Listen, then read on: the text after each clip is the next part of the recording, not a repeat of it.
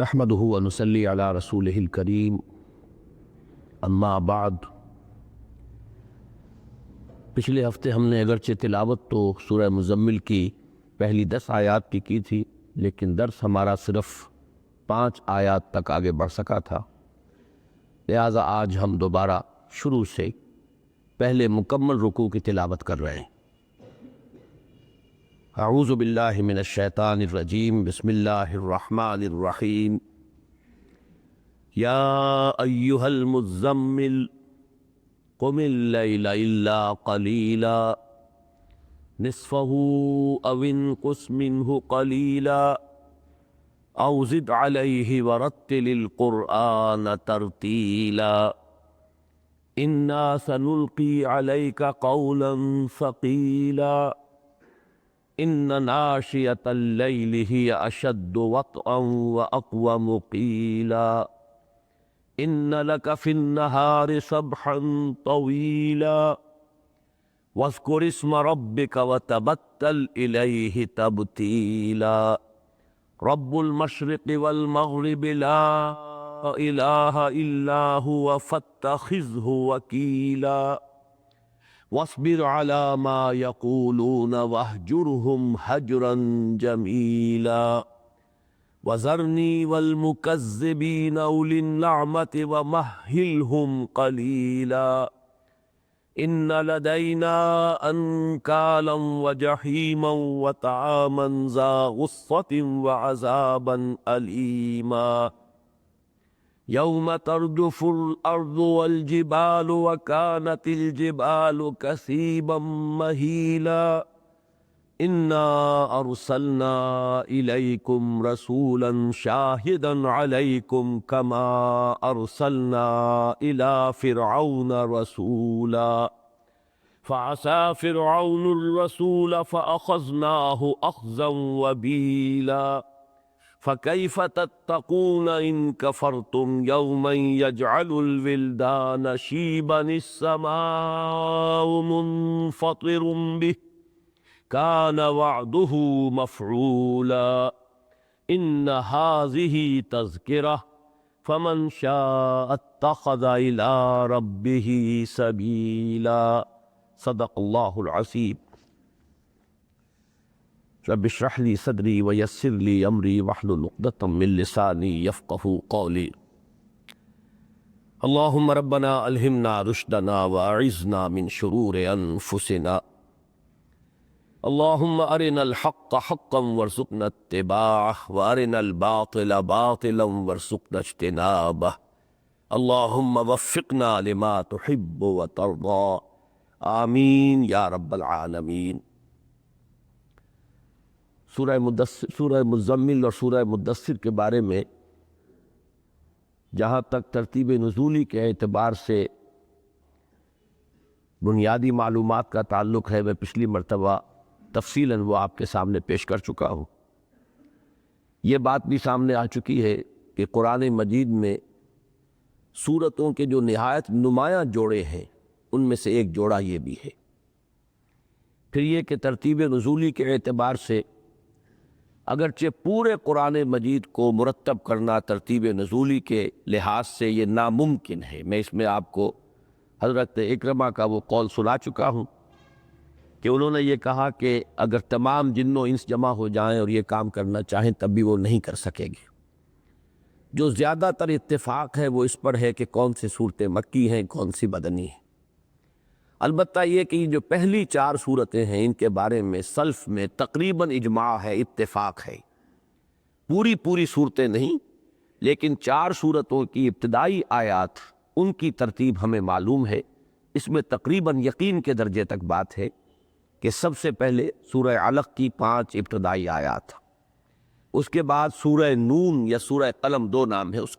اس کی ابتدائی 7 آیات، پھر یہ سورہ مزمل کی ابتدائی 10 آیات، پھر سورہ مدثر کی 7 آیات۔ اس کے بعد بعض حضرات کی رائے یہ ہے کہ 5ویں وحی جو ہے وہ سورہ مسد ہے، تبت یدا ابی لہب وتب، اور ایک رائے یہ ہے کہ 5ویں جو وحی ہے وہ سورہ فاتحہ ہے اور 6ٹھی وحی جو ہے وہ سورہ مسد ہے، واللہ اعلم۔ اس کی جو ابتدائی 4 آیتیں 5 آیتیں ہیں ان کے بارے میں ہم گفتگو کر چکے ہیں۔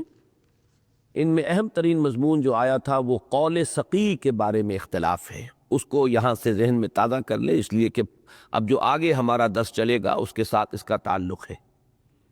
انا سنلقی علیک قولا ثقیلا،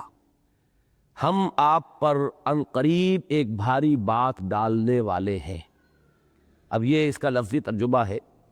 لیکن یہ کہ اس بھاری بات سے مراد کیا ہے، اس میں جیسا کہ پچھلی مرتبہ میں نے آپ کو بتایا تھا،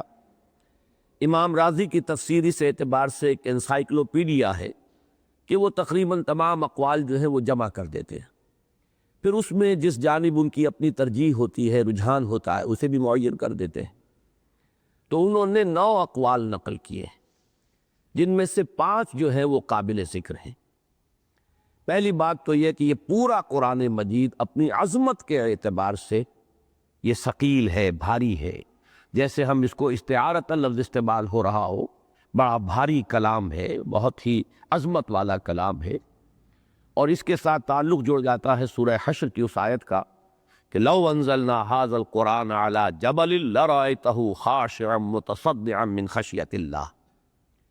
دوسری رائے جو ہے، اور اس پر اکثر و بیشتر مفسرین جو ہیں خاص طور پر اس زمانے کے ہمارے، انہوں نے اسی پر زیادہ زور دیا ہے کہ اس سے مراد ہے وہ بوجھ جو حضور صلی اللہ علیہ وسلم کی طبیعت پر پڑتا تھا نزول وحی کے وقت۔ وحی کے نزول کے بارے میں متعدد روایات سے ثابت ہوتا ہے کہ اس کا بڑا ثقل حضور محسوس فرماتے تھے، بہت بوجھ آپ کے اعصاب پر بلکہ آپ کے جسم پر بھی پڑتا تھا۔ چنانچہ روایات ایسی ہیں کہ اگر آپ اونٹنی پر سوار ہوتے تھے اور وحی نازل ہوتی تھی تو اونٹنی بھی اس بوجھ کو اتنا محسوس کرتی تھی کہ وہ بیٹھ جاتی تھی اور اپنا سینہ جو ہے زمین پر ٹکا دیتی تھی۔ اسی طرح حضرت عائشہ کی روایت ہے کہ جب خاص شدید سردی کا موسم ہوتا تھا لیکن جب وحی آتی تھی تو آپ پسینے پسینے ہو جاتے تھے، آپ کی پیشانی جو ہے وہ پوری طرح پسینے سے بھیگ جاتی تھی۔ اسی طریقے سے ایک روایت وہ بھی ہے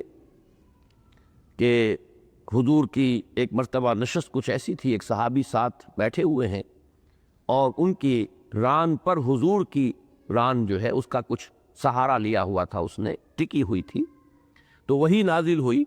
تو انہوں نے ایسے محسوس کیا جیسے کہ میری ران پھٹی جا رہی ہے۔ یعنی حضور صلی اللہ علیہ وسلم پر معلوم یہ ہوا کہ یہ دباؤ جو ہے یہ صرف اعصابی نہیں ہوتا تھا بلکہ یہ کہ اس کا کوئی فزیکل ایلیمنٹ بھی تھا، کہ ایک دوسرا شخص کہ جس کے ران پر حضور کی ران اس پر ٹکی ہوئی تھی اس نے اتنا بوجھ محسوس کیا۔ تو یہ روایات جو ہیں اکثر و بیشتر حضرات نے ان کو نقل کیا ہے، اور یہی رائے جو ہے سب نے دی ہے اکثر و بیشتر نے،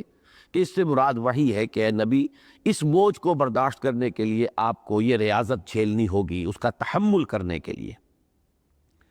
تیسری رائے جو مضمون کے اعتبار سے بہت قریب آ جاتی ہے وہ یہ ہے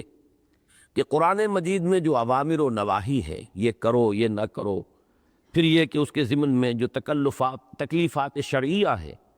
جو بھی شرعی ذمہ داریاں ڈالی گئی ہیں، یقیناً انسان پر گراں گزرنے والی چیزیں ہیں، بھاری گزرنے والی چیزیں ہیں، اس میں نفس کی شدید مخالفت کا انسان کو سابقہ پیش آتا ہے۔ یہی وجہ ہے کہ سب سے افضل جہاد اسے قرار دیا گیا ہے۔ جب آپ سے پوچھا گیا کہ ای الجہاد افضل یا رسول اللہ،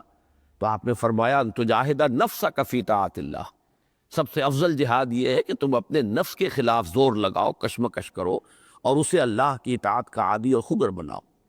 اسی کے ضمن میں پھر چونکہ اوامر و نواہی اور تکلیفات شرعیہ ہی کی ایک قسم یہ بھی ہے، ایک فرع ہے تبلیغ، دین کی اشاعت، دین کے پیغام کو پھیلانا، اللہ کے کلمے کو سربلند کرنا، اللہ کے دین کو قائم کرنا۔ اس اعتبار سے یہ بات جو ہے اپنے مضمون سے قریب تر ہو رہی ہے۔ البتہ جو چوتھی بات تھی جس کو کہ اسی مضمون کا جو آخری حصہ ہے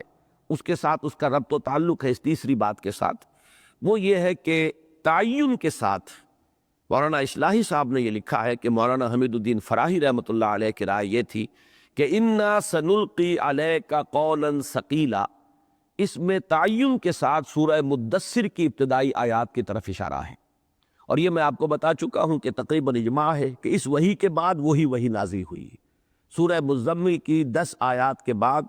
چوتھی وحی جو ہے وہ سورہ مدثر کی وہ 7 آیات ہے جو انشاءاللہ اب جلدی ہم پڑھیں گے۔ ان میں چونکہ انذار اور تبلیغ اور تکویر کا حکم دیا گیا ہے، اور یہ یقیناً قول ثقیل ہے، بڑی بھاری بات ہے۔ مخالفت، جیسے کہ ورقہ ابن نوفل رحمہ اللہ، انہوں نے یہ کہا تھا جب حضور صلی اللہ علیہ وسلم کو حضرت خدیجہ لے کر گئی ہیں اپنے چچا زاد بھائی کے پاس کہ ان سے سنیے کہ ان کے ساتھ کیا معاملہ پیش آیا ہے غار حرا میں، تو جب حضور نے وہ ساری بات بیان کی تو انہوں نے صاف کہا یہ وہی ناموس ہے جو پہلے عیسیٰ پر آیا تھا اور موسیٰ پر آیا تھا، اور کاش کہ میں اس وقت تک زندہ رہوں جب کہ آپ کی قوم آپ کو یہاں سے نکال دے گی۔ تو حضور نے حیران ہو کر پوچھا تھا ابا بخرجیہ ہو، کیا یہ لوگ مجھے نکال دیں گے یہاں سے؟ تو انہوں نے یہ عرض کیا کہ ہاں، جس پر بھی یہ کلام نازل ہوا ہے اور جس پر بھی یہ ذمہ داری جو ہے اللہ کی طرف سے آئی ہے، اس کی قوم پھر اس کی جانی دشمن ہو جاتی رہی ہے، اور یہ معاملہ آپ کے ساتھ بھی ہو کر رہے گا۔ تو یہ بھی ایک ثقالت کا پہلو اس میں ہے کہ یا ایھا المدثر قم فانذر وربک فکبر۔ اس کے بارے میں تفصیل جو ہے انشاءاللہ تعالی وہ جب ہم سورہ مدثر کا مطالعہ کریں گے تو پھر اس کے بارے میں تفصیل سے گفتگو ہوگی۔ پانچویں بات جو امام راضی نے خاص طور پر جس کو ترجیح دی ہے، اور یہ ذہن میں رکھیے کہ امام راضی کا مزاج جو ہے وہ متکلمانہ بھی ہے اور متصوفانہ بھی ہے، تصوف سے بھی انہیں ایک مس ہے اور شغف ہے، اور وہ ویسے متکلم تو مشہور ہی ہیں، ہمارے بڑے جو چوٹی کے متکلمین اسلام ہیں ان میں سے امام راضی بھی ہیں۔ تو انہوں نے یہاں پر تعلق جوڑا ہے وہ جو نزول اور عروج کا فلسفہ ہے،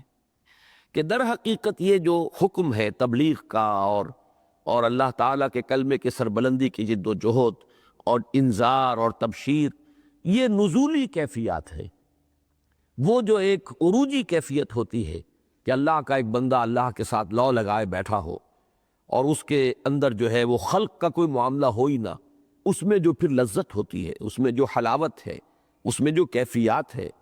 ان سے جب اترنا پڑتا ہے نیچے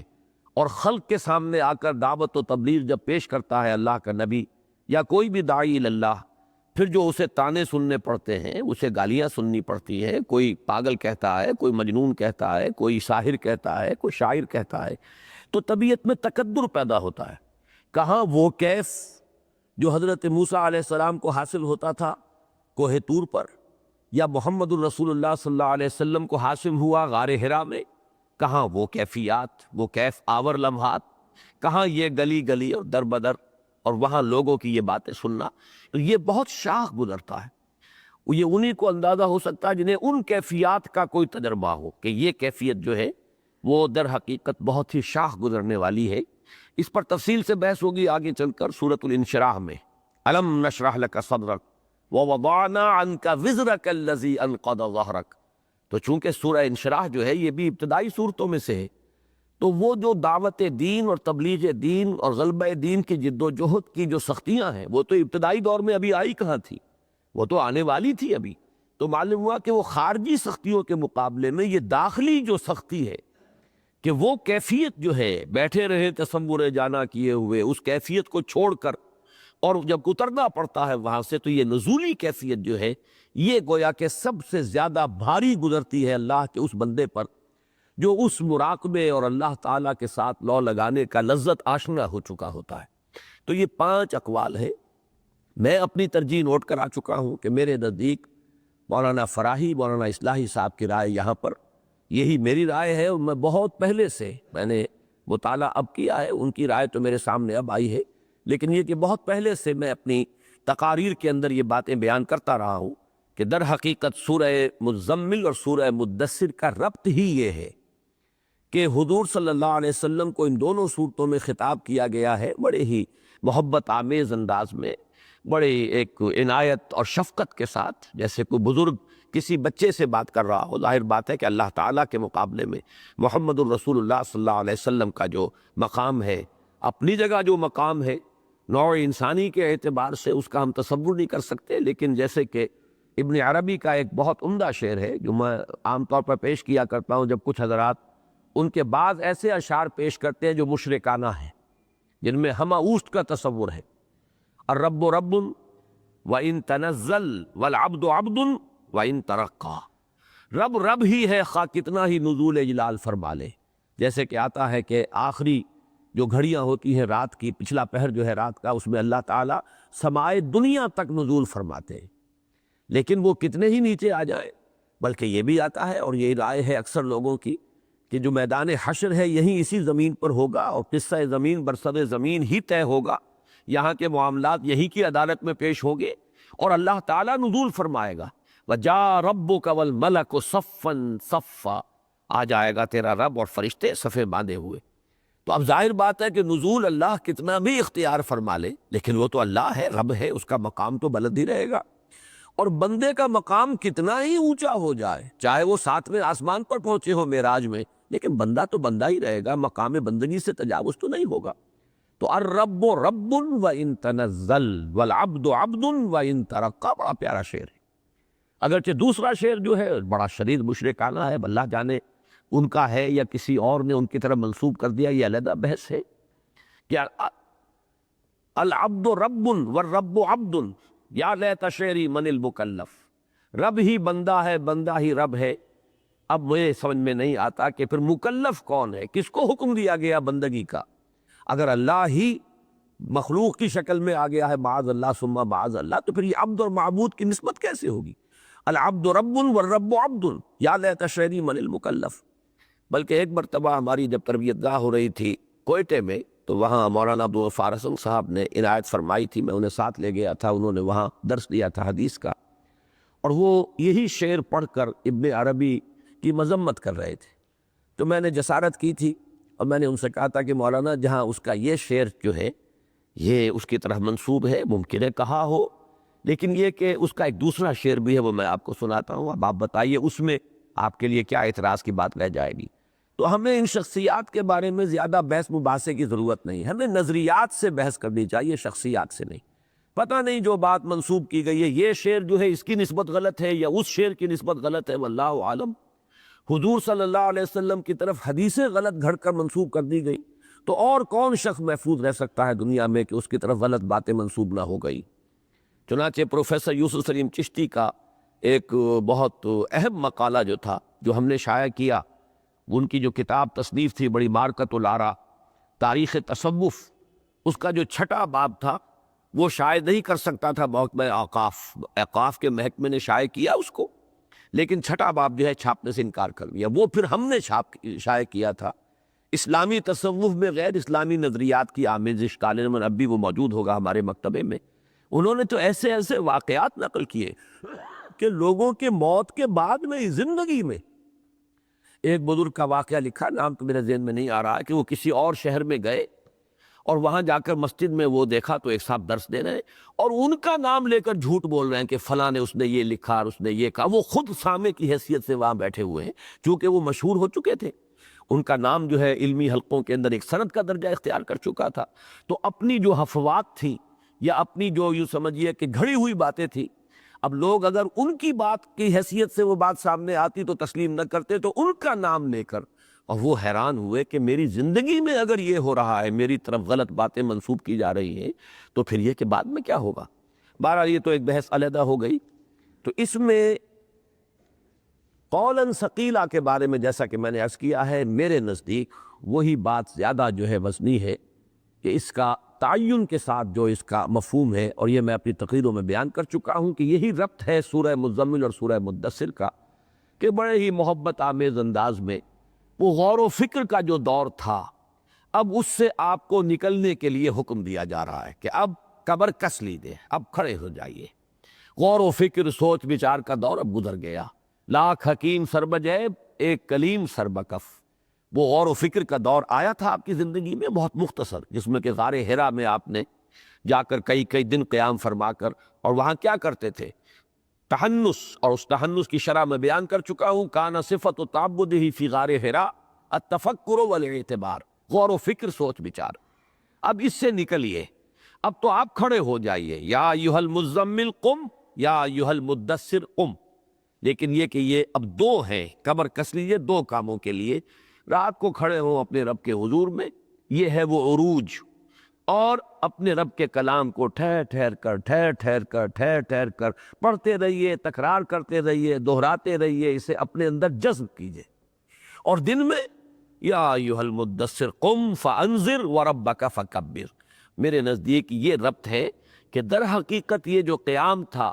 اور اس میں ترتیل قرآن کا حکم تھا، یہ تیاری کے لیے تھا، اس کام کے لیے، اس بھاری ذمہ داری کی جو سے عہدہ برا ہونے کے لیے، تیار ہونے کے لیے، کہ جو سورہ مدثر میں سامنے آنے والا تھا۔ اب آگے چلیے، ان ناشئۃ اللیل ہی اشد وطئا واقوم قیلا۔ اب یہاں پر میں عرض کر دوں، آج پھر پچھلی مرتبہ بھی مجھے کہہ دینا چاہیے تھا، عربوں کا ایک خاص مزاج ہے، جس چیز سے انہیں کو خصوصی محبت ہوتی ہے پھر اس کے وہ بہت سے نام رکھ دیتے ہیں۔ یہ عربوں کا ایک مزاج ہے۔ 5000 الفاظ جو ہے، تلوار انہیں بڑی محبوب تھی تو اس کے لیے انہوں نے نام رکھے ہوئے ہزاروں، شیر کے لیے نام جو ہے وہ ہزاروں ہوں گے۔ اسی طرح یہ سورہ مبارکہ جو ہے، چونکہ ویسے عام طور پر بھی ہر مسلمان جو ہے اس سے ایک بڑا انس محسوس کرتا ہے، اور آپ کو معلوم ہے کہ اس کے جو ہمارے ہاں عامل لوگ کہلاتے ہیں وہ بھی سورہ مزمل کا عمل جو ہے یہ ان کے ہاں کافی ان کے معمولات میں شامل اہمیت کے ساتھ۔ تو اس میں قیل و قال بہت ہے، آراء بہت ہے، غور و فکر جو کیا ہے تو لوگوں نے جس طرح بال کی کھال اتاری ہے، اس کی وجہ سے میں تفصیل میں جانے پر مجبور ہوں کہ بعض باتیں ایسی ہیں کہ جو آپ کے علم میں لانی ضروری ہے۔ اب مثلا ناشیہ، یہ لفظ ہے، ان ناشیۃ اللیل، ناشیہ کہاں سے بنا ہے؟ یہ نشا ینشا، یہ کہتے ہیں کسی شے کا اٹھنا ابھرنا، اس سے باب افعال بنتا ہے انشاء، کسی کو اٹھانا، انا انشأناہن انشاء فجعلناہن ابکارا عربا اترابا لاصحاب الیمین، کسی شے کو اٹھانا، پروان چڑھانا، بلند کرنا، یہ انشاء ہے۔ اور یہ لفظ جو ہے خاص طور پہ سورہ واقعہ میں بہت ہی مرتبہ استعمال ہوا ہے، نشأۃ الاولیٰ، وَلَقَدْ عَلِمْتُمُ النَّشْأَةَ الْأُولَىٰ فَلَوْلَا تَذَكَّرُونَ، وہ نشأۃ اولیٰ تھی جو تمہیں ہم نے پہلی مرتبہ پیدا کیا ہے، تو دوسری مرتبہ پیدا کرنے کو کیوں نہیں اس پر قیاس کرتے کہ جس نے پہلی مرتبہ تمہیں اٹھایا ہے وہ دوسری مرتبہ بھی اٹھا سکتا ہے۔ تو اس طریقے سے اس لفظ کا یہ جب مادہ سمجھ میں آ گیا تو اب ناشیہ جو ہے اس کے بارے میں دو رائے ذہن میں رکھیے۔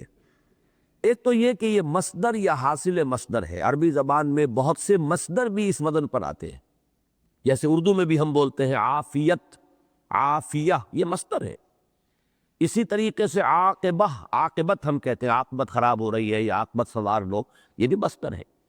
تو عافیہ اور عاقبہ کے وزن پر یہ مصدر یا حاصل مصدر ہے، جس کے معنی ہوں گے اٹھنا، ان ناشیۃ اللیل، رات کا اٹھنا، یہ گویا کہ ترجمہ ہوگا اگر اس کو مصدر مانا جائے۔ دوسرے یہ اس میں فاعل بنتا ہے، ناشی اٹھنے والا، ناشیہ اٹھنے والی مؤنث، فاعل کے وزن پر فاعل، فاعلان، فاعلون، فاعلۃ، فاعلتان، فاعلات، تو فاعلتن کے وزن پر ناشیۃن، اٹھنے والی، یہ مؤنث کا صیغہ ہوا اس میں فاعل کا۔ تو اب یہ دو چیزیں جو ہے اس کو ذہن میں رکھیے تو اس کو، اور تیسری بات یہ کہ ناشیۃ اللیل یہ مرکب اضافی ہے، رات کا اٹھنا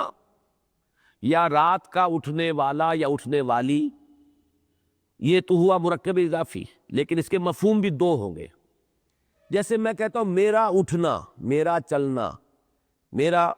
یہ پھرنا، یہ تمام جب ہے اس میں میری طرف نسبت ہے اس اٹھنے کی، میں خود ہوں اٹھنے والا، میرا چلنا پھرنا، میرا کھانا پینا، اس میں در حقیقت ہے تو مرکب اضافی، لیکن یہ کہ اس میں نسبت جو ہے وہ فاعل جو ہے وہ میں ہوں۔ اسی طریقے سے ایک رائے یہ بنی ہے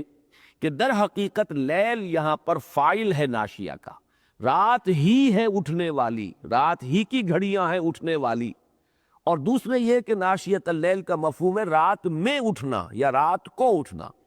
یعنی یوں سمجھیے رات کا اٹھنا، ناشیۃ اللیل یہ مرکب اضافی ہو گیا، لیکن مفہوم دو ہوں گے، ایک یہ ہے کہ رات میں اٹھنا کسی اور کا، اور ایک ہے رات ہی کا اٹھنا، تو یہ دونوں مفہوم ہیں جو لیے گئے ہیں، اور پھر اس میں سے بھی ہر ایک مفہوم کے دو دو مفہوم بنے ہیں، وہ اب آپ کو میں بتا رہا ہوں۔ رات کا اٹھنا اس سے مراد ہے ساعات شب، رات کی گھڑیاں، ایک کے بعد دوسری، دوسری کے بعد تیسری، رات ابھر رہی ہے، رات چڑھ رہی ہے، رات جو ہے اور آگے جا رہی ہے، تو یہ جو ہے اس طرح سے ایک مفہوم یہ لیا گیا، کل رات کے بارے میں گویا کہ یہ تعبیر ہے۔ دوسری تعبیر جو ہے وہ یہ ہے کہ آغاز شب جو ہے یہ ہے در حقیقت ناشیۃ اللیل، رات اٹھ رہی ہے، کب اٹھتی ہے؟ اس لیے کہ جب پچھلا پہر رات کا ہو جاتا ہے وہ تو رات جا رہی ہے، وہ تو ادبارن نجوم ہے. اب وہ جو ہے جو قافلے ہیں ستاروں کے وہ بھی گویا کہ اب روانہ ہو رہے ہیں، واپسی ہو رہی ہے ان کی، اور رات بھی جو ہے پیٹھ موڑ رہی ہے. واللیل اذ ادبر والصبح اذا اسفر، رات جو ہے جب پیٹھ دکھا رہی ہوتی ہے تب صبح ہوتی ہے. تو ایک رائے یہ ہے کہ اس سے مراد ہے رات کی ابتدائی ساعتیں، یعنی مغرب اور عشاء کے مابین کا وقت. اور یہ نوٹ کر لیجئے، بڑی عجیب سی بات ہے لیکن دلچسپ ہے، معلومات کی حد تک سامنے رکھیے کہ حضرت حسین رضی اللہ تعالیٰ عنہ نے یہ مفہوم لیا ہے اس کا، اور یہ ان کے جو صاحبزادے ہیں حضرت علی بن حسین بن علی، جنہیں کہ امام زین العابدین کے نام سے دنیا زیادہ جانتی ہے. امام زین العابدین حضرت حسین کے وہ صاحبزادے جو واحد صاحبزادے بچ گئے تھے کربلا میں اس لیے کہ وہ بیمار تھے، انہی سے حضرت حسین کی جو نسل ہے وہ آگے چلی ہے. تو علی بن حسین ابن علی، ان کی روایت ہے یہ کہ میرے ابا جان یعنی حضرت حسین ابن علی رضی اللہ تعالیٰ عنہما، ان کے نزدیک ناشیۃ اللیل سے مراد ہے مغرب اور عشاء کے درمیان کا وقت. اور یہی رائے پھر حضرت اکرمہ کی ہے، سعید ابن جبیر کی ہے، ضحاک کی ہے، کسائی کی ہے. اتنی کثرت کے ساتھ اس وقت یہ رائے موجود تھی. تو ایک تو آپ نے یہ نوٹ کر لیا کہ اگر ہم ناشیہ کو منسوب کریں رات ہی کی طرف، کہ اس سے مراد ہے رات کی گھڑیاں، رات کے اوقات، رات کی ساعتیں، اس میں بھی ایک رائے یہ ہے کہ پوری رات، اور ایک یہ ہے کہ رات کی ابتدائی ساعتیں، ان میں یقیناً کہ کوئی خاص کیفیت ہے، ان میں کوئی خاص تاثیر ہے. یہ میں بعد میں بتاؤں گا کہ وہ تاثیر کیا ہے. اب دوسری طرف آئیے، ناشیۃ اللیل کا مفہوم اگر لیا جائے، رات کو اٹھنا یا رات کو اٹھنے والا، والی کا لفظ اس لیے آئے گا کہ نفس جو ہے مؤنث ہے، رات کو اٹھنے والی جان، رات کو اٹھنے والا انسان جو رات کو اٹھتا ہے. اس میں بھی پھر دو رائے ہو گئی. ایک تو یہ کہ اس سے مراد ہے رات کے کسی بھی وقت، چاہے اول رات، چاہے آخر رات، چاہے درمیانی رات، کسی وقت اٹھے آدمی، اٹھنا ہے مراد. لیکن ایک رائے جو حضرت عائشہ رضی اللہ تعالی عنہا سے مروی ہے اور بڑے اہتمام کے ساتھ، وہ یہ ہے کہ ناشیۃ اللیل کا اطلاق ہوگا صرف اس کیفیت پر کہ کچھ دیر سو کر پھر آدمی اٹھے. اگر تسلسل کے ساتھ آدمی جاگ رہا ہے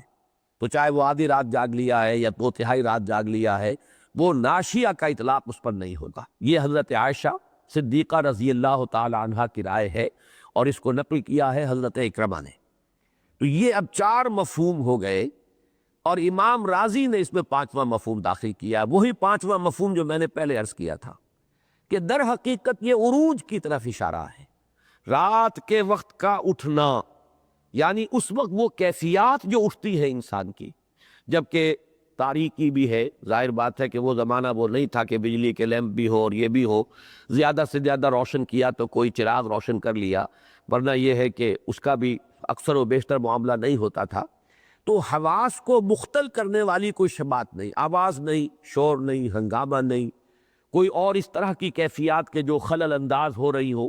آپ کے اور آپ کے رب کے مابین، مکالمہ اور جو بھی دعا اور مناجات ہے اور قرآن مجید کو جو آپ اپنے اندر جذب کر رہے ہیں، تو اس میں در حقیقت جو وہ کیفیت اس کی ہے، اس میں جو عروج کی کیفیت ہے،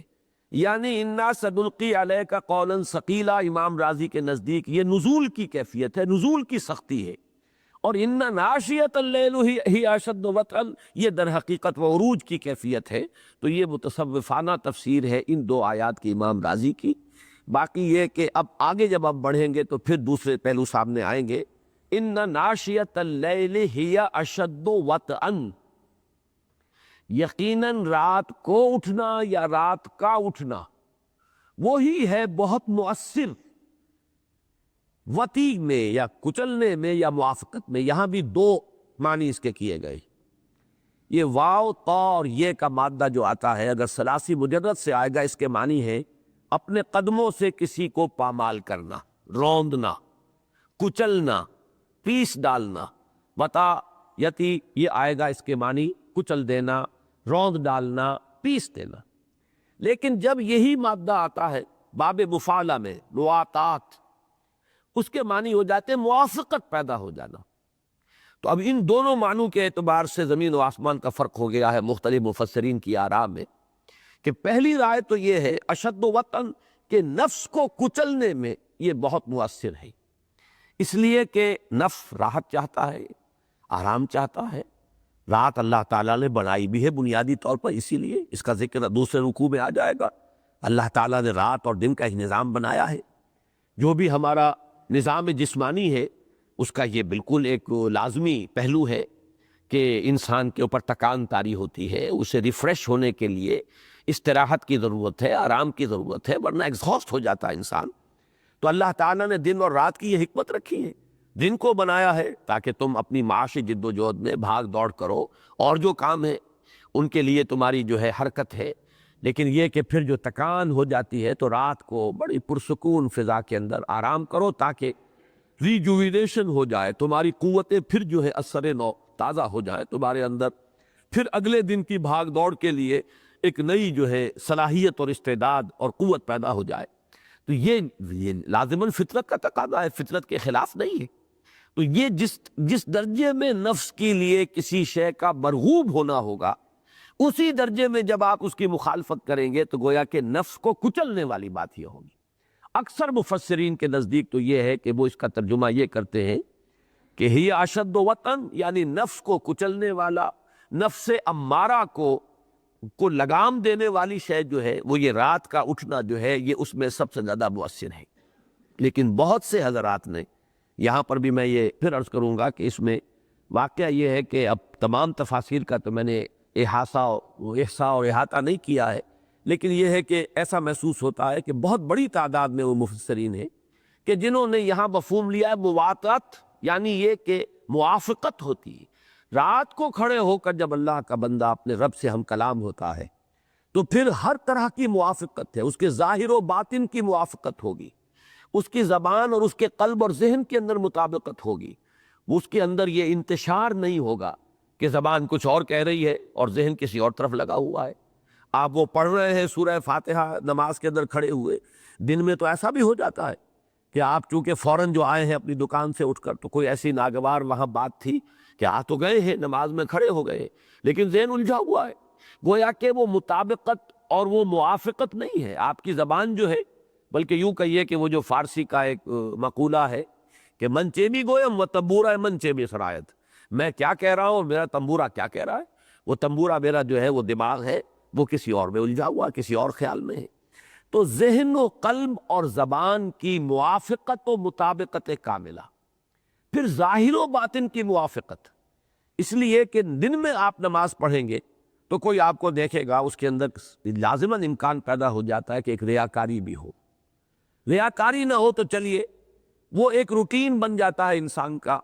اور ایک عادت کے حیثیت سے انسان جو ہے جو نماز پڑھتا ہے تو اس کے اندر جو ہے وہ کیفیت نہیں رہتی کہ جو میں اس سے پہلے اپنے درس میں بیان کر چکا ہوں کہ شاہ ولی اللہ دہلوی رحمۃ اللہ علیہ نے تو عبادت کے عادت بن جانے کو آفات میں سے شمار کیا ہے۔ عبادت کی تاثیر جو ہے کب ہو جاتی ہے؟ جبکہ وہ عادت بن جائے، عادت ثانیہ بن گئی۔ تو عبادت کی اصل تاثیر تو اسی وقت ہے جب کہ کشمکش ہو رہی ہو نفس کے ساتھ، تو گویا کہ اس مجاہدہ مع نفس جو ہے اس میں وہ عبادت جو ہے وہ گویا کہ آپ کا ہتھیار بنا ہے۔ لیکن اگر نفس ہی عادی ہو گیا ہے تو پھر یہ کہ وہ مجاہدے والی کیفیت نہیں رہے گی، اس لیے اس کے اندر وہ تاثیر بھی باقی نہیں رہے گی۔ اس پہلو سے رات کا جاگنا جو ہے خاص طور پر، اس میں ریاکاری کا کوئی امکان نہیں، بالکل سکون کے ساتھ تاریکی میں، تنہائی میں اللہ کا بندہ اللہ سے ہم کلام ہے۔ تو ان ناشئۃ اللیل ہی اشد وطئا واقوم قیلا،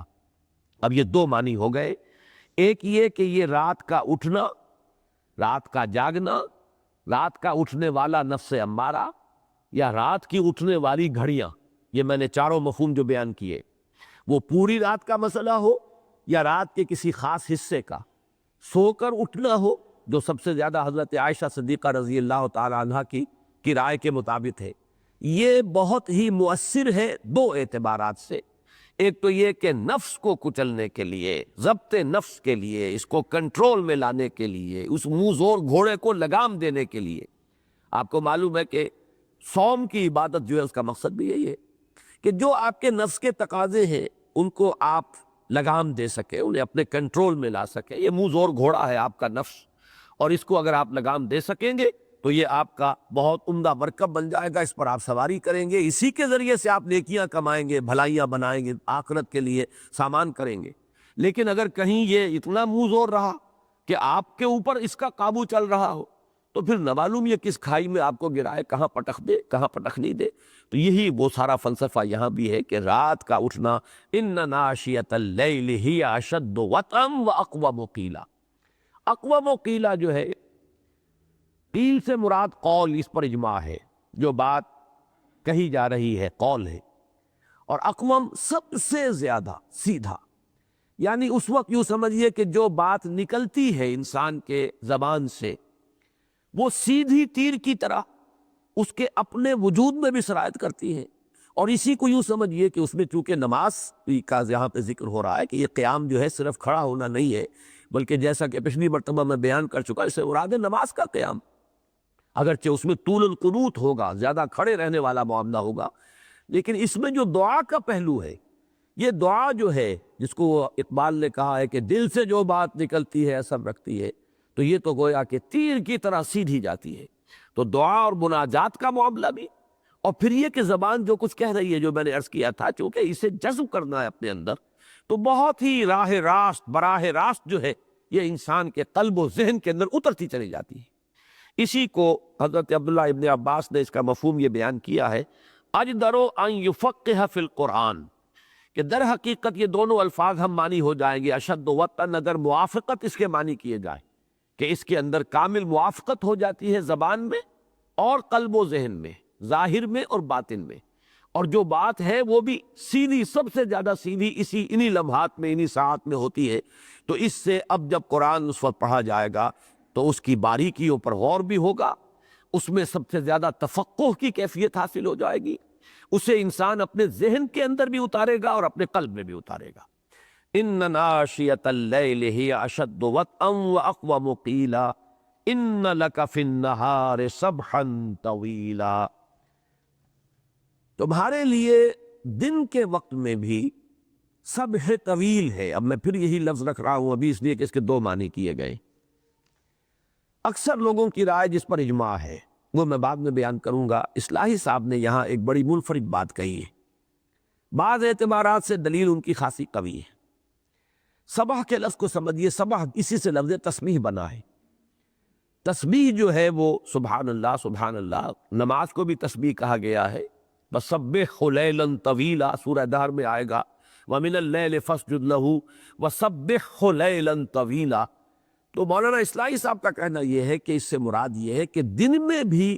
تسبیح کرنی ہے، آپ کے لیے ہے دن کے اوقات میں بھی تسبیحات اور طویل تسبیحات۔ یعنی یہ نہ سمجھے کہ یہ صرف رات ہی کا نسخہ ہے جو تجویز کیا جا رہا ہے، بلکہ یہ تو آپ کو ذکر کثیر اور ذکر دوام جو ہے اس کی کیفیت حاصل کرنی ہوگی، کہ یہ نہیں ہے کہ دن کے وقت بالکل انسان غافل ہو جائے، بلکہ یہ کہ اس میں بھی وقفے وقفے سے، جیسے کہ بعد میں جب شکل بنی ہے، جبکہ معراج کے بعد 5 وقتہ نمازوں کا نظام آ گیا ہے، تو اس میں تو گویا کہ تھوڑے تھوڑے وقفے سے نکال کر اور پھر تسبیح کرو، پھر اللہ کی جناب میں کھڑے ہو جاؤ، پھر تکبیر کرو، تسبیح کرو، رکوع کرو، سجود کرو، قرآن پڑھو، یہ ساری کیفیات جو ہے دن کے اوقات میں بھی۔ اس وقت تک ابھی نماز کا کوئی ذکر نہیں تھا، دن میں 5 وقتہ نماز کا۔ پہلے حکم آیا رات کا قیام، اور اس کے اندر طوالت ہے، 2/3 1/3 یا نصف شب جو ہے اس کے آس پاس قیام کرو۔ لیکن دن میں بھی تسبیحات کا اہتمام کرو، دن میں بھی اوقات وقفے وقفے سے، اور پھر یہ کہ اس کا نتیجہ کیا نکلے گا، جسے ذکر کثیر کہا گیا ہے سورہ جمعہ میں،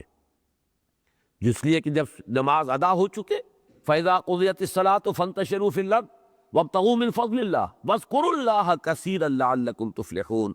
اور جب تم نماز سے فارغ ہو جاؤ تو زمین میں منتشر ہو سکتے ہو، اور اپنی معاشی جد و جہد میں دکان پر جانا ہو، کوئی اور ہو، کام کرو، اس میں کوئی حرج کی بات نہیں ہے، کوئی رکاوٹ نہیں ہے۔ وہ جیسے کہ شریعت موسوی میں ہے کہ یوم السبت جو ہے اس میں پورے دن کاروبار حرام ہے، وہ شریعت اسلامی میں نہیں ہے، آسانی کر دی گئی ہے۔ تم اپنی معاشی دوڑ دھوپ کے اندر مصروف ہو سکتے ہو، لیکن اللہ کے ذکر سے غافل نہ ہونا۔ وَاذْكُرُوا اللَّهَ كَثِيرًا، ذکر کثیر، کام کرتے رہو لیکن اللہ کی یاد کو دل سے اوجھل نہ ہونے دو۔ یہ گویا کہ مولانا اصلاحی صاحب کے نزدیک مفہوم ہے، اور وزن تو اس کے اندر مجھے محسوس ہوا ہے، لیکن یہ ہے کہ جو آگے کا سیاق و سباق ہے اس کے اعتبار سے میرے نزدیک جو جمہور کی رائے ہے وہ زیادہ انسب ہے۔ وہ رائے یہ ہے کہ یہاں پہ ان لک فی النہار سبحا طویلا، صبح کا مادہ کئی دفعہ میں نے عرض کیا ہے وہ ہے تیزی کے ساتھ حرکت کرنا. پانی میں آدمی تیرتا ہے تو تیزی کے ساتھ گزرتا ہے، فضا میں بھی کوئی چیز تیر رہی ہوتی ہے تیزی کے ساتھ گزرتی ہے، تب اپنے لیول کو برقرار رکھتی ہے. ایک خاص رفتار سے کم اگر معاملہ ہو جائے گا تو وہ چیز جو ہے نیچے گر پڑے گی. اسی طریقے سے یہ معاملہ جو ہے یہ آج کل کے ہوائی جہازوں کا یہ سارا معاملہ اس تیزی کے ساتھ گزرنے کی وجہ سے وہ اپنے اس لیول کو برقرار رکھتے ہیں. تو صبح طویل سے مراد ہے دن میں اب آپ کے لیے بڑی مشقت ہے جو آنے والی ہے. اب تبلیغ کا حکم آنے والا ہے. پھر یہ کہ تبلیغ فرض کیجیے اگر نہیں بھی ہوئی، ابھی شروع نہیں ہوئی، تب بھی یہ ہے کہ حضور صلی اللہ علیہ وسلم آپ کاروبار کرتے تھے، تاجر تھے. یہ تو نہیں ہے کہ پہلی وحی آتے ہی آپ نے وہ سلسلہ بالکل منقطع کر دیا. جب تک کہ تبلیغ کا حکم نہیں آ گیا اس وقت تک یہ کہ آپ کی وہ مصروفیت بھی ہوگی. یہ جو مصروفیات آپ کی ہیں دن میں، لہذا ان کے اب رات کو وہ وقت ملے گا آپ کو کہ جس میں سکون ہوگا، جس میں اطمینان ہوگا، جس میں کوئی خلل اندازی نہیں ہوگی، جس میں کوئی انتشار نہیں ہوگا حواس کا یا خیالات کا. یکسو ہو کر اقوام و قیلہ والی کیفیت اور اشد و وطن، ان دونوں کیفیتوں کا جو معاملہ ہے وہ تو رات ہی کو آپ کے لیے بآسانی جو ہے حاصل کرنا ممکن ہے. لہذا گویا کہ یہ اس کی دلیل ہے، رات کو جاگنے کی دلیل کے طور پر ان لک فی النہار سبحا طویلا. جس درجے آپ کو اپنے رب کے ساتھ لو لگانی ہے، جس درجے آپ کو تعلق مع اللہ قائم کرنا ہے، پیدا کرنا ہے، اس کے لیے دن میں آپ کے پاس فرصت نہیں ہے، دن میں آپ کے پاس وقت نہیں ہے. لہذا وہی بات جو مولانا روم کے حوالے سے بارہا میں نے عرض کی ہے، یہ مسلسل چلے گا. یہ سائیکل ہے جیسے کہ واٹر سائیکل ہے کہ پانی جو ہے وہ سمندروں سے بخارات کی شکل میں اوپر اٹھتا ہے، نہایت پاک صاف بخارات ہوتے ہیں، ان میں کوئی امپیورٹیز نہیں ہے، وہ تو ڈسٹلڈ واٹر ہے. سمندر کی تبادت سے پانی جو ہے وہ بخارات بن کر اٹھ رہا ہے. ڈسٹیلیشن کا پروسیس ہے کہ جو ہو رہا ہے نیچرلی. پھر وہی پانی ہے کہ جو بادلوں کے راستے سے ہو کر ہواؤں کے ذریعے سے ہواؤں کی پیٹھ پر سوار ہو کر آتا ہے، بارش بن کر برستا ہے. بارش بن کر جب برستا ہے تو وہ فضا کی کثافتوں کو بھی دھو دیتا ہے، اپنے اندر لیتا ہے اور ساتھ ہی ان کو لے آتا ہے زمین کے اوپر. زمین کا گند بھی دھوتا ہے اور وہ ندی نالوں کے اندر پہنچاتا ہے، پھر وہ پہنچ جاتا ہے سمندر میں، پھر وہاں سے ایویپوریشن ہے. تو یہ واٹر سائیکل جو ہے وہ چل رہی ہے. اسی طریقے سے عروج اور نزول کی یہ کیفیت جاری رہے گی. دن میں آپ کی یہ مشقت ہے، دعوت ہے، تبلیغ ہے یا اور دوسری مصروفیات ہے. پھر ان کے اندر تقدر بھی طبیعت پر پیدا ہو جاتا ہے. کسی نے کوئی تانا دے دیا، کسی نے سخت بات کہہ دی، اور ایسا ہوتا تھا جیسا کہ میں وہ روایت آپ کو سنا چکا ہوں. دارالندوہ میں جب یہ مشورہ ہو رہا تھا کہ انہیں ہم مجنون کہیں یا شاعر کہیں یا کاہن کہیں، کیا کہیں، اب اس کی خبر حضور تک بھی پہنچ رہی ہے کہ میرے بارے میں آج یہ مشورے شروع ہو گئے. میں انہیں اللہ کی طرف بلا رہا ہوں، اپنا فرض منصبی ادا کر رہا ہوں. جب یہ خبر آئی تو آپ رنجیدہ ہو کر اور کپڑے میں لپٹ کر لیٹ گئے. اب یہ کیفیت بالکل طبیعی ہے اور فطری ہے. تو یہ بھی روایات موجود ہے، قرآن مجید کی نص سے صریح موجود ہے. وَلَقَدْ نَعْلَمُ أَنَّكَ يَضِيقُ صَدْرُكَ بِمَا يَقُولُونَ. اے نبی ہمیں خوب معلوم ہے کہ جو کچھ یہ لوگ کہتے ہیں اس سے آپ کا سینہ بھجتا ہے. اس سینے کو پھر دوبارہ کشادہ کرنا، پھر وہ عروج کی کیفیت ہے رات کے وقت، تو وہ ہے اِنَّا سَنُلْقِي عَلَيْكَ قَوْلًا ثَقِيلًا إِنَّ نَاشِيَةَ اللَّيْلِ هِيَ أَشَدُّ وَطْئًا وَأَقْوَمُ قِيلًا. وہ ڈسٹیلیشن پروسیس ہوگا رات کے وقت. آپ کی طبیعت میں کوئی کدورت آ گئی ہے، کسی کی طرف سے کوئی تکدر آ گیا ہے، کوئی اور ایسی کیفیت، ان کیفیات کو اب صاف کرنا ہے، ان کو دھونا ہے. یہ ڈسٹیلیشن پروسیس جو ہے یہ رات کے وقت ہوگا. دن میں آپ کے لیے مشقت ہے اور اس مشقت میں کلفت بھی ہے. اس کے اندر طرح طرح کی جو آپ کے قلب پر اور آپ کی کیفیات جو ہے قلبی، ان کے اندر تکدر پیدا ہونے والے اسباب بھی موجود ہیں. تو یہ میرے نزدیک زیادہ صحیح ربط ہے جو جمہور مفسرین نے اختیار کیا ہے کہ ان لک فی النہار سبحا طویلا. دن میں آپ کے لیے بڑی دوڑ دھوپ ہے. سبع کے معنی دوڑ دھوپ، بھاگ دوڑ، حرکت کرنا، ادھر سے ادھر، ادھر سے ادھر آنا، جو بھی کوئی مشقت جو ہو رہی ہے تو دن میں وہ ہے. اور رات کے وقت جو ہے ان اوقات کو اب خالص کیجئے تاکہ آپ اپنے رب کے ساتھ لو لگا کر کھڑے ہو اور اس کے کلام کو اپنے اندر جذب کریں. اس کے بعد کے 3-4 آیات جو ہے میرے نزدیک اب وہ صبح طویل کا یہ مفہوم جب معین ہو گیا تو اب اس کے حوالے سے ان کی اب بڑا نکھر کر جو ہے ان کا مفہوم سامنے آئے گا. وَاذْكُرِ اسْمَ رَبِّكَ وَتَبَتَّلْ إِلَيْهِ تَبْتِيلًا. اور اپنے رب کا نام یاد کرو، میں لفظی ترجمہ کر رہا ہوں، وذکر یاد کرو اسم ربک اپنے رب کے نام کو، وتبتل اور منقطع ہو جاؤ الیہ اسی کی جانب پورے طور پر تبتیلا۔ یہ تبتیل مفعول مطلق کہلاتا ہے، اگرچہ یہاں ذرا فرق ہے کہ مفعول مطلق کے اندر وہی مصدر آتا ہے جو فعل کا ہوتا ہے۔ فعل یہاں آیا ہے تبتل باب تفعل سے، مصدر آیا ہے باب تفعیل سے تبتیل۔ اب اس کا ایک سبب تو یہ ہو سکتا ہے کہ اس کے جو قوافی ہے، جو صوتی آہنگ ہے، اس کے ساتھ ہم آہنگ کرنے کے لیے بجائے تبتلا کے وتبتل الیہ تبتلا، اس کی طرف ایسے منقطع ہو جاؤ جیسے کہ منقطع ہونے کا حق ہے، لیکن یہ کہ اس کی بجائے وہ مادہ وہی ہے لیکن باب تفعیل سے لے آئے۔ لیکن اس کا ایک اور مفہوم بھی ہے، وہ میں بعد میں عرض کروں گا۔ اب اس میں دو حکم دیے جا رہے ہیں ایک ہی آیت کے اندر، لیکن ان کو آپ سمجھیں گے وہ پس منظر جو ہے جس میں اب کلفت بھی ہے، کوفت بھی ہے، لوگوں کی طرف سے باتیں جو آ رہی ہیں وہ آپ کے کانوں میں پہنچ رہی ہیں۔ چنانچہ جب ہم یہ معین کر چکے ہیں کہ یہ تیسری وحی ہے جو اس وقت ہم پڑھ رہے ہیں، تو دوسری وحی میں یہ بات آ چکی ہے کہ آپ کو مجنون کہا گیا، نون والقلم وما یسطرون ما انت بنعمت ربک بمجنون۔ ظاہر بات ہے کہ حضور کی طبیعت پر اس سے تکدر ہو رہا ہے۔ اس کیفیت کے اندر فرمایا گیا وَاذْكُرِ اسْمَ رَبِّكَ وَتَبَتَّلْ إِلَيْهِ تَبْتِيلًا۔ اب ان کیفیات سے نبردازمہ ہونے کے لیے آپ کے پاس ایک ہی ذریعہ ہے، ایک تو یہ کہ اپنے رب کے نام کی مالا جپتے رہو، یہ وہی ذکر جو دن کے اندر بھی دن کے اوقات کے اندر بھی یہ جو ذکر کثیر کی کیفیت ہے اس کو برقرار رکھو۔ وَاذْكُرِ اسْمَ رَبِّكَ، اس میں یہ بات پہلے کئی مرتبہ بیان کر چکا ہوں کہ اس میں رب کیوں آیا ہے، یہ کیوں نہیں کہا وَاذْكُرْ رَبَّكَ؟ قرآن مجید میں یہ دونوں انداز اختیار کیے گئے،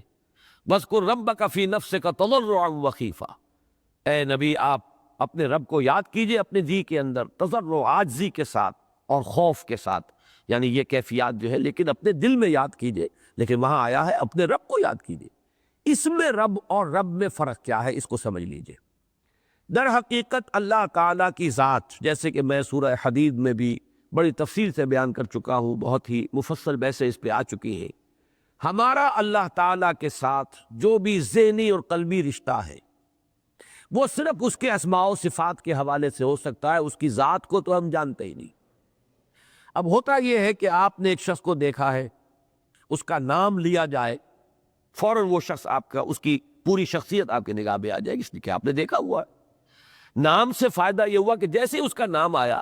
چونکہ آپ اس شخص سے واقف ہے، اسے آپ نے دیکھا ہوا ہے، تو نام کے حوالے سے فوراً اس کی شخصیت آپ کے سامنے آ جائے گی۔ یہ معاملہ اللہ کے ساتھ تو ہے نہیں،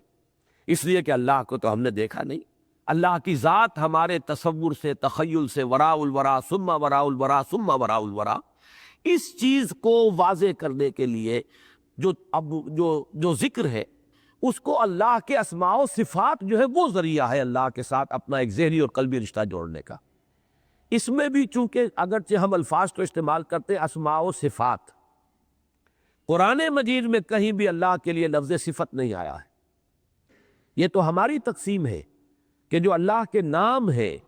وہ جب نکرہ صورت میں آتے ہیں، اس میں نکرہ کی شکل میں تو ہم انہیں صفت کہتے ہیں۔ قدیر صفت ہے، القدیر یہ اللہ کا نام ہے، رحیم صفت ہے، نکرہ ہے، الرحیم یہ گویا کہ اللہ کا نام ہے۔ یہی فرق ہے، صرف باریک سا فرق ہے، ورنہ واقعتاً اللہ کے تمام نام جو ہے صفاتی ہیں۔ اس میں صرف ہٹ کر جو رائے ہے وہ ہمارے بعض صوفیہ کی ہے۔ صوفیہ کے نزدیک اللہ جو ہے یہ اللہ کا اسم ذات ہے، اسی لیے اس آیت کے حوالے سے اور اسے دلیل بنا کر وہ سارے اذکار جو ہے انہوں نے تجویز کیے ہیں، اللہ اللہ اللہ اللہ، اللہ کے اسم ذات ہی کا جو ہے وہ انسان جو ہے تکرار کرتا رہے، اسی کو دہراتا رہے، اس لیے کہ وہ کہتے ہیں وَاذْكُرِ اسْمَ رَبِّكَ، اپنے رب کے نام کو یاد کرو۔ تو اس کے معنی یہ ہے کہ تکرار جو ہے، اسی لیے میں نے وہ الفاظ استعمال کیے تھے کہ اگر یہ مفہوم ہو تو بڑے پیارے الفاظ ہیں، اگرچہ وہ ہندی اس کے اندر آ گیا ہے، اپنے رب کے نام کی مالا جپو، مالا جپتے رہو اپنے رب کے نام کی۔ لیکن یہ رائے ہے اس پر مبنی کہ اللہ جو ہے وہ اس ذات باری تعالیٰ کا اسم ذات ہے۔ محققین جو ہے، خاص طور پر ائمہ لغت، نحویین، وہ اسے تسلیم نہیں کرتے، وہ کہتے ہیں اللہ کا کوئی اسم ذات نہیں ہے، یہ بھی صفاتی نام ہے، یہ بھی الہ پر الف لام داخل ہوا ہے، الہ اور الالہ، الالہ میں سے بیچ کا الف جو ہے وہ ختم ہو گیا، دو لام مدغم ہو گئے اللہ۔ لیکن یہ کہ بہرحال اس کو ہمارے ہاں ایک طبقہ جو ہے وہ اس میں ذات مانتا ہے، تو وَاذْكُرِ اسْمَ رَبِّكَ اس کے حوالے سے تو پھر ان کے لیے یہ اللہ ہی کے نام کی مالا جپنا جو ہے، پھر اس کے اندر جو بھی طریقے اختیار کیے گئے ہیں اس میں ضرب لگانا بھی ہے، اس میں پہلے یہ کہ لا الہ الا اللہ سے شروع کرتے ہیں، پھر اللہ، پھر اس کے بعد جو ہے آگے بڑھتے بڑھتے ہو تک بات چلی جاتی ہے کہ صرف ہو کے حوالے سے۔ یہ تو ہے وہ طریقے کہ جو بہرحال مختلف لوگوں نے اپنے اپنے ذوق کے مطابق تجویز کیے ہیں، میں اس وقت ان کی نہ کوئی تائید اور نہ کوئی ان کی تردید کرنا چاہتا، وہ ایک علیحدہ مضمون ہے، لیکن میرے نزدیک اس کا مفہوم یہ ہے کہ اللہ کو یاد کرنا یہاں مقصود ہے، لیکن ہمارے پاس کوئی اور ذریعہ ہے نہیں اللہ کو یاد کرنے کا سوائے اس کے کہ اس کے ناموں کا حوالہ جو ہے بیچ میں، وہی تو واحد پل ہے، دی اونلی برج ہمارے ذہن میں اور اللہ تعالیٰ کی ذات میں جو بھی رشتہ ہے وہ صرف اللہ کے اسماء کا ہے۔ لہذا فادعوہ بہا، للہ الاسماء الحسنی فادعوہ بہا، اللہ ہی کے لیے ہے تمام اچھے نام، بس پکارو اسے ان کے حوالے سے۔ اور مجھے اس اعتبار سے نقشبندی سلسلے کا ایک ذکر جو ہے جو یہ اسماء کے حوالے سے ہے وہ مجھے ذاتی طور پر بہت پسند ہے، اس لیے کہ میں شرکت کرتا رہا ہوں بعض مجالس میں، یہ جن کے بارے میں پہلے بھی میں نے بارہا تذکرہ کیا، بہت عرصے کے بعد ذکر آ رہا ہے۔ سائیں عبدالرزاق صاحب نقشبندی سلسلے کے وہ دیپال پور میں ہوتے تھے، ان کی بعض محفلوں میں نے شرکت کی ہے، تو یا کے ساتھ وہ پکارتے تھے، یا فتاح ہو، یا فتاح ہو، یا فتاح ہو، یا رزاق ہو، یہ اللہ کے ناموں کے حوالے سے فدعوہ بہا۔ میرے نزدیک قرآن مجید میں جو حکم دیا گیا ہے کہ ان کے حوالے سے پکارو اللہ کو، اس کی بہترین تعبیر وہ ہے۔ بہرحال جو بھی اس کا مفہوم ہے میرے نزدیک، اور جو اس کو صوفیاء نے دلیل بنایا ہے، اس میں ذات مان کر اللہ کو، اور اس آیت کے حوالے سے پھر اس میں ذات کا ذکر، یہ دونوں رائے ہیں وہ اپنے سامنے رکھ لیجئے۔ وَاذْكُرِ اسْمَ رَبِّكَ وَتَبَتَّلْ إِلَيْهِ تَبْتِيلًا، یہ بطل کا مادہ آتا ہے کاٹنے کو، تبتیل ہوگا کاٹنا اور تبتل ہوگا کٹنا، باب تفعول، تفعیل اور تفعول میں یہی فرق ہے۔ کٹ جاؤ اس کی طرف، یکسو ہو جاؤ، تمام رشتوں کو کاٹ کر۔ اب یہاں تبتیل کا اس لیے آیا، صرف اس لیے نہیں کہ یہ صوتی آہنگ بن گیا، اس لیے کہ تمام جو قوافی ہیں وہ اسی کے اعتبار سے آ رہے ہیں، لیکن یہ کہ مانن بھی میرے نزدیک یہاں پر تبتیل جو ہے وہ زیادہ اس مفہوم کو ادا کر رہا ہے، تمام رشتے کاٹ کر صرف اسی کے ساتھ جڑ جاؤ۔ تبتل الیہ تبتیلا، تبتل کا اگر لفظ دوبارہ آتا تبتل الیہ تبتلا تو وہ ایک ہی مفہوم کو ادا کرتا، ایک ہی ایسپیکٹ سامنے آتا، بالکل یکسو ہو جاؤ، اس کے ساتھ جڑ جاؤ۔ لیکن یہاں پر تبتیل کا لفظ لا کر، پہلی تو وہ جو صوتی آہنگ اور ڈیوائن میوزک جسے میں کہا کرتا ہوں کہ قرآن مجید میں ایک ملکوتی غنا ہے انہی قوافی کے حوالے سے، ایک تو وہ سامنے آ گیا، اور دوسرے یہ کہ ایک پہلو جو ہے کٹنے کا، اس میں اور زور پیدا ہوا، کاٹ کر، تبتیلا، تمام رشتوں کو کاٹ کر۔ لیکن اس سے مراد کیا ہے، اس کو سمجھ لیجیے اچھی طرح۔ اس کے معنی یہ نہیں ہے کہ کوئی رہبانیت ہے اور دنیا سے منہ موڑ لینا ہے اور تمام رشتوں کو کاٹ دینا ہے، یہ در حقیقت ایک قلبی اور ذہنی اور روحانی کیفیت ہے۔ انسان اپنے باطن میں بالکل منقطع ہو چکا ہو، امیدیں منقطع کر لے ہر ایک سے، توقعات منقطع کر لے ما سوی اللہ سے، خوف سے آزاد کر لے اللہ کے سوا کسی اور کا خوف، کسی اور سے امید، کسی سے رجا، کچھ نہ رہے، اندر وہ اپنے آپ کو بالکل تنہا اللہ کی ذات کے ساتھ وابستہ کر لے۔ لیکن اس کا مطلب یہ نہیں ہے کہ وہ معاشرے سے کٹ جائے، کوئی اینٹی سوشل تعلیم نہیں ہے، رہبانیت کی تعلیم نہیں ہے۔ رہو، اسی کو صوفیہ کہتے ہیں خلوت در انجمن، انجمن میں رہو، ماحول میں رہو، لوگوں کے ساتھ معاملہ کرو، ان کا حق انہیں ادا کرو، لیکن تمہارے اندر کی کیفیت یہ ہونی چاہیے کہ بالکل یکسو ہو کر تمہاری امیدیں بھی اللہ کی ذات کے ساتھ وابستہ ہو جائیں، تمہاری توقعات بھی صرف اسی کی ذات کے ساتھ وابستہ ہو جائیں، تمہارے لیے اگر کوئی خوف کی بات ہو وہ بھی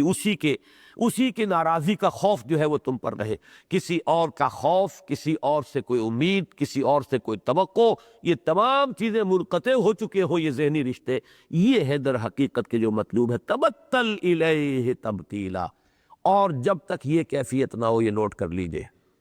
یہ تو سب حضرات جانتے ہیں، میں نے اس لیے بہت زیادہ تفصیل سے بات نہیں کی ہے کہ در حقیقت یہ پوری صورت جو ہے اس کے اندر جتنے احکام اب تک آئے وہ بھی لوازم میں سے ہے، اس کام کے لیے جس کو لیے کہ اب آگے حکم آئے گا کہ یا ایھا المدثر قم فانذر وربک فکبر، تو اس کی ظاہری کیفیت یہ کہ رات کو کھڑے ہونا چاہیے، قرآن پڑھنا چاہیے، یہ تو اکثر لوگوں کے علم میں ہے، لیکن یہ کیفیات جو یہاں آ رہی ہیں ان کا اکثر و بیشتر لوگوں کو شعور نہیں ہے۔ در حقیقت وہ ظاہری عمل جو ہے، رات کو جاگنا، رات کو کھڑے ہونا، قرآن کا پڑھنا، جتنا اہم وہ ہے اتنا ہی بیلنس کیجئے کہ یہ باطنی کیفیات ہیں، اتنی ہی اہمیت ان کی بھی ہے۔ اگر یہ کیفیت اندر پیدا نہیں ہوگی انسان کی، اگر خلوت در انجمن کی کیفیت میسر نہیں آئی، میں آج سوچ رہا تھا تو یہ ہمارے ہاں دو اصطلاحات آتی ہیں، ایک تو معرفت کی انتہا ہے، کثرت میں وحدت کا مشاہدہ کرنا، یہ کائنات ہماری طرف جو پھیلی ہوئی ہے چاروں تک، کثرت ہے، چیزوں کی کثرت ہے، مختلف اشیاء ہیں، مختلف ایلیمنٹس ہیں، مختلف صورتیں ہیں، لیکن ان سب میں انسان اس کثرت میں وحدت کا مشاہدہ کر رہا ہو، اسے اللہ ہی نظر آ رہا ہو، اسے ہر آن جو ہے احساس ہو رہا ہو، اللہ ہی کا فیصلہ، اللہ کی مشیت کار فرمائے ہر آن ہر لحظہ، لا فاعل فی الحقیقت ولا مؤثر الا اللہ۔ یہ جو وصیت کی تھی شیخ عبد القادر جیلانی رحمۃ اللہ علیہ نے اپنے بچے کو، وصایا جو لکھی ہے انہوں نے، ان میں یہ بھی ہے میرے بچے اس بات کو جان لیں، کوئی فاعل حقیقی، کوئی مؤثر حقیقی ہے ہی نہیں سوائے اللہ۔ اور یہی ہمارے وہ تیسرے کلمے کا جزو ثانی جو ہے، ولا حول ولا قوت الا باللہ، کوئی خیر کی طاقت، کوئی شر کی طاقت، کوئی ہے ہی نہیں، کوئی وجود ہی نہیں مگر اللہ کے ساتھ۔ اللہ چاہے گا تو خیر ہوگا، اللہ ہی چاہے گا تو کوئی گدن پہنچے گا، کوئی نقصان پہنچے گا، کوئی تکلیف آئے گی، اور کسی میں طاقت نہیں ہے، نہ ہمارے خیر کی اور نہ ہمارے تکلیف پہنچانے کی۔ جیسے کہ سورہ جن کے آخر میں ہم پڑھ چکے ہیں، اے نبی ان سے کہہ دیجئے لا املک لکم ضرا ولا رشدا، میرے ہاتھ میں اختیار نہیں ہے نہ تمہیں کوئی نقصان پہنچانے کا اور نہ ہی کوئی تمہارے لیے کوئی یعنی بھلائی اور تمہاری ہدایت میرے اختیار میں تو کچھ نہیں، یہ تو اللہ کی طرف سے ہوگا۔ تمہاری اپنی کیفیت، تمہارے اپنے اندر حسن طلب یا تمہارے اندر کا جی ہے تو تم راندہ درگاہ ہو جاؤ گے، میرا کام ہے صرف پہنچا دینا، میں تو الا بلاغا من اللہ و رسالاتہ، یہ میرا فریضہ وہ مجھے ادا کرنا ہے، اگر یہ میں نہ کروں تو میں پکڑا جاؤں گا، پھر مجھے کوئی نہیں ہے، ولن اجد من دونہ ملتحدا، پھر مجھے کوئی پناہ گاہ نہیں ملے گی، اللہ تعالیٰ کی پکڑ سے کوئی بچانے والا نہیں ہوگا۔ باقی یہ ہے کہ اصل شے تو اللہ کی مشیت ہے۔ اسی طریقے سے یہ کیفیت تبتل، اور یہ ہر شخص کے اندر جس کی شخصیت میچور ہو جاتی ہے، رفتہ رفتہ یہ کیفیت پیدا ہوتی ہے، اس لیے کہ انسان خارج میں ظاہر بات ہے اس دنیا میں رہتا ہے، کسی کی بات سے خوشی ہوتی ہے، کسی کی بات سے رنج ہوتا ہے، کسی نے کچھ کہہ دیا ہے جو اس سے توقع نہیں تھی، جس سے سب سے اچھی توقع ہو اس کی طرف سے ذرا سی ہلکی بات بھی آ جائے، تھوڑی سی بات بھی آ جائے تو رنج اور صدمہ بہت ہوتا ہے۔ جہاں توقع ختم ہو جائے ٹھیک ہے، جب توقع ہی اٹھ گئی غالب کیا کسی کا گلہ کرے کوئی، یہ ساری کیفیات ہوتی ہیں، لیکن یہ ہے کہ وہ اندر کی ایک کیفیت انسان کی جو باطنی شخصیت ہے وہ اس طرح ہو کہ وہ ان بدلتے ہوئے حالات سے اثر پذیر نہ ہو رہی ہو، اس لیے کہ کسی سے کوئی توقع ہی نہیں، توقع ساری اللہ سے ہے، کسی سے کوئی امید نہیں، امیدیں ساری اللہ کی ذات کے ساتھ وابستہ ہیں، کسی سے کوئی اندیشہ نہیں، کسی سے کوئی خوف نہیں، جو بھی ہے اللہ کا ہے۔ اگر یہ کیفیت ہوگی تب آدمی چل سکے گا، ورنہ یہ ہے کہ ان چیزوں سے متاثر ہو کر وہ آسیلیٹ کرتا رہے گا ادھر سے ادھر، اور کہیں بھی آگے اس کی پیش قدمی نہیں ہو سکے گی۔ تو فرمایا وَاذْكُرِ اسْمَ رَبِّكَ وَتَبَتَّلْ إِلَيْهِ تَبْتِيلًا، رب المشرق والمغرب لا الہ الا هو فاتخذہ وکیلا، وہ رب ہے مشرق اور مغرب سب کا۔ رب کے لفظی معنی اگرچہ ہمارے ہاں زیادہ مشہور ہو چکے ہیں، پالن ہار، پروردگار، پرورش کنندہ، لیکن یہ ذہن میں رکھیے اس کا اصل مفہوم ہے مالک ہونا، مالک ارض و سما، رب البیت گھر والا، گھر کا مالک، رب المال مال والا، یہ تجارت وغیرہ کے اندر یہ ہے، مضاربت میں جو ہوگا کہ ایک ہے جس کا مال ہے، ایک ہے جس کی محنت ہے۔ رب المال وہ ہے جس کا روپیہ لگا ہوا ہے۔ تو رب در حقیقت مالک کے معنی میں، اور یہ اس کا چونکہ منطقی نتیجہ یہ ہے کہ جو چیز آپ کی ملکیت ہوگی آپ چاہیں گے کہ اس میں بڑھوتری ہو، ترقی ہو، آگے بڑھے، تو اس میں وہ پرورش کرنا، پروان چڑھانا اس کے نتیجے کے طور پر شامل ہوا ہے، ورنہ رب کا اصل مفہوم جو ہے وہ ملکیت ہے، مالک ہونے کا مفہوم ہے۔ تو یہاں فرمایا وہ آسمان، یہ زمین، مشرق اور مغرب کا مالک ہے، آقا ہے، رب ہے، مختار مطلق ہے، اس کے اذن کے بغیر پتہ تک نہیں ہلتا، لا الہ الا ہوا، اس کے سوا کوئی الہ نہیں، کوئی معبود نہیں، کسی کو کوئی اختیار حاصل نہیں۔ فاتخذہ وکیلا، اب یہ بھی وہی باطنی کیفیت ہے، بس اسی کو پکڑو اپنے وکیل کے حیثیت سے۔ وکیل کہتے ہیں کارساز، جس کے حوالے آپ اپنا معاملہ کر دیں۔ آپ کا مقدمہ کوئی چل رہا ہے، آپ نے وکیل کر لیا، بس وکیل کر لیا، آپ گویا کہ آپ مطمئن ہیں، وہ وکیل مدافعت کرے گا، وہ وکیل آپ کے مفادات کی جو ہے وہ نگرانی کرے گا، دیکھ بھال کرے گا، تاریخ آ رہی ہے اس میں نمٹ لے گا، یہ ساری چیزیں، قانون اب اس نے پڑھنا ہے، آپ کے لیے نکتے اس نے نکالی، یہ وکیل ہے۔ تو وکیل وہ ہے کہ جسے کوئی کام سونپ کر آدمی مطمئن ہو جائے اور اسے سمجھے یہ میرا کارساز ہے، میرا کام یہ کرتے گا، یہ وکیل ہے۔ فاتخذہ وکیلا، بس اسی کو پکڑ لو کہ وہی وکیل ہے۔ یہ در حقیقت توحید کا وہ ایک بڑا منطقی نتیجہ ہے، جس کو کہ جیسا کہ میں نے بارہا عرض کیا ہے کہ یہ باطنی کیفیات جو ہے توحید کی، ان پر بہت کم غور ہوا ہے، ان پر غور کیا ہے صرف صوفیاء نے، اس لیے کہ یہ فقہ کا یہ موضوع نہیں ہے۔ فقہ کی کتابیں لکھی جائیں گی، ان میں یہ چیپٹرز ملیں گے نہیں، کسے توکل کسے کہتے ہیں اور مقام رضا کیا ہے، یہ ساری چیزیں جو ہے یہ فقہ کے موضوعات ہیں۔ فقہ تو بحث کرے گی طہارت سے، نماز کے ارکان سے، یہ تمام چیزیں جو ہے، پانی کون سا پاک ہے، کون سا پانی ناپاک ہے، فقہ تو یہاں سے چلے گی۔ اس وجہ سے یہ چیزیں اکثر و بیشتر جب سے وہ فقہی جو تصور ہے دین کا وہ غالب ہوا ہے ذہنوں کے اوپر، تو دین کا یہ جو دوسرا اسپیکٹ ہے،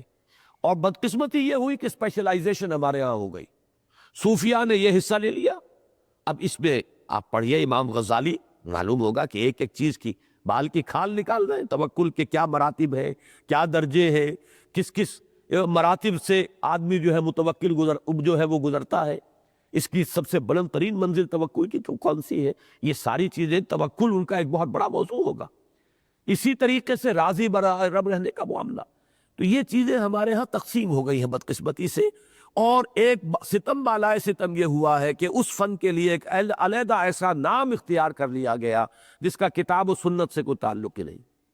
تصوف نہ قرآن کا لفظ ہے نہ حدیث کا لفظ، وہ تصوف سے ویسے ہی آدمی جو ہے وہ الرجک ہو جاتا ہے۔ پھر اس پر ایک اور تیسرا ردہ ہوا ہے، ظلم پر ظلم پر ظلم جو ہوا ہے وہ یہ ہے کہ بعض حضرات ایسے تھے کہ جو فلسفی بھی تھے، صوفی بھی تھے،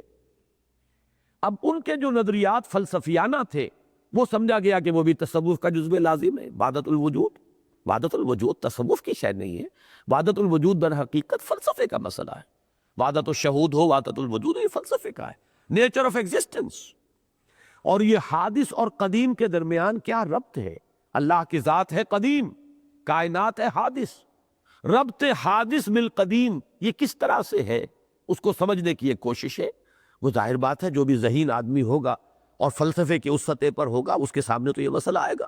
عام آدمی کہے گا چھوڑو جی، دفع کرو، کیا ضرورت ہے اس کی، بس اللہ کا حکم ہے، اللہ کا کتاب، اللہ کے رسول کے احکام ہے، اس پر عمل کرو، ٹھیک ہے۔ اس کی سطح پر یہی بات ٹھیک ہے،